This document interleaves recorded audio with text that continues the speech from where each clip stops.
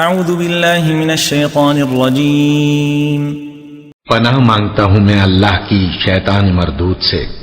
سل بنی اسرائیل کم آتیناہم من آیت بینہ ومن يبدل نعمت اللہ من بعد ما جاءته فإن اللہ شدید العقاب۔ اے پیغمبر، بنی اسرائیل سے پوچھو کہ ہم نے ان کو کتنی کھلی نشانیاں دیں، اور جو شخص اللہ کی نعمت کو اپنے پاس آنے کے بعد بدل دے تو اللہ سخت عذاب کرنے والا ہے۔ زين للذين كفروا الحياة الدنيا ويسخرون من الذين آمنوا والذين اتقوا فوقهم يوم القيامة والله يرزق من يشاء بغير حساب۔